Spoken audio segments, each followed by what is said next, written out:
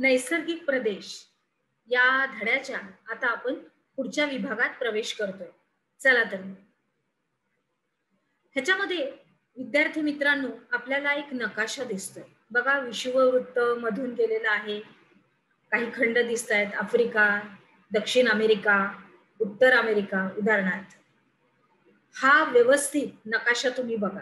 म्हणजे आपल्या पाठ्यपुस्तकामध्ये सुद्धा आहे, आपल्या उपक्रमामध्ये सुद्धा. बघितला व्यवस्थित? चला पुढे जाऊया. आता ह्याच्यामध्ये आपल्याला काय उपक्रम दिलाय तो आपण वाचून घेऊया. आंतरजालाचा वापर करायचा आहे आणि या प्रकरणातील माहिती ही पडताळून बघायची. कशाची? तर विविध नैसर्गिक प्रदेशातील वनस्पती, प्राणी आणि लोकजीवन यांची चित्र जमा करायची आणि जगाच्या त्या नकाशावरती चिटकून एक कोलाज तुम्हाला तयार करायचंय. आलं व्यवस्थित लक्षात? नीट लक्षात घ्या. आंतरजाल म्हणजे तर तुम्हाला माहिती आहे की इंटरनेट. तुम्ही ते वापरता, आपल्या मोबाईल मध्ये वापरता, आपल्या लॅपटॉप मध्ये वापरता, बरोबर आहे, आपल्या कम्प्युटर मध्ये वापरता. तर त्याचा वापर करायचा आहे आणि विविध नैसर्गिक प्रदेशातल्या वनस्पती, प्राणी आणि लोकजीवन यांची चित्र जमा करून ते छानपैकी नकाशावर चिटकून एक कोलाजच तयार करायचं. आता आलं लक्षात? चला पुढे जाऊ. आता प्रकल्प काय दिलाय तो आपण वाचूया. तर आतापर्यंत आपण अनेक भौगोलिक बाबी अभ्यासल्या. म्हणजे कोणत्या? तर आतापर्यंत या इयत्तेमध्ये यायच्या अगोदर आपण काय काय अभ्यास केला? तर अक्षांश बघितलं, रेखांश बघितलं, वृत्तजाळी बघितली, एखाद्या प्रदेशाचं हवामान बघितलं, प्राकृतिक रचना बघितली, त्याच्यानंतर वनस्पती, प्राणी जीवनातील विविधता काय काय आहे हे सगळं बघितलं. म्हणजे इत्यादी इत्यादी. आणि आता आपण या संदर्भानं एक उपक्रम करूया असं आपल्या पाठ्यपुस्तकामध्ये आपल्याला सांगितलेलं आहे.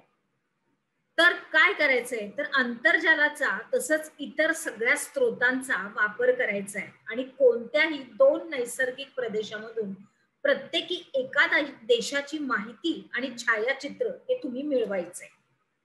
आणि मग काय करायचं की खाली काही मुद्दे वापर करून त्याचं एक देशासाठी एक कोलाज तयार करायचं आणि त्याचं वर्गात प्रदर्शन पण भरवायचंय आणि आपल्या या कोलाजच्या सहाय्यानं ते सादरीकरण करायचंय. सादरीकरण म्हणजे हा प्रदेश उदाहरणार्थ उत्तर अमेरिका, त्याच्यानंतर मग त्याचं लोकजीवन, हवामान, कसं काय तिथे सगळं वातावरण आहे, असं म्हणजे त्याच्याबद्दल माहिती तुम्ही तुमच्या शब्दामध्ये ते चित्र जे तुम्ही बनवलेलं आहे ते दाखवून त्याच्याबद्दल तुम्ही माहिती स्वतः सांगायची. आलं लक्षात? पुढे जाऊया. कशा रीतीने हे लिहायचं बघा. देशाचं नाव, स्थान, विस्तार, हवामान, वनस्पती, प्राणी, त्यांचं मानवी जीवन, त्याच्यानंतर त्यांचं संपूर्ण पोशाख, मानवी व्यवसाय आणि देशाची त्या वैशिष्ट्य काय काय आहे. आलं लक्षात? बरोबर बघा. आपल्या पाठ्यपुस्तकामध्ये आहे पण आपण शिकताना सुद्धा त्याचा वापर करणारच अर्थात. पुढे जाऊया. आपण काय शिकलो या अंतर्गत आपण बघणार आहोत.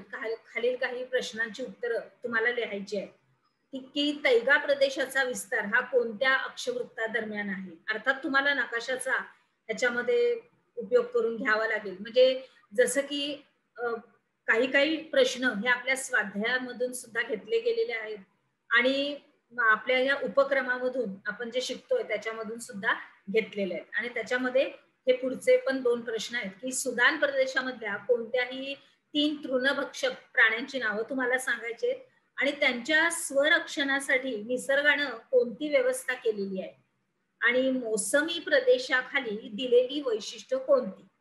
बरोबर.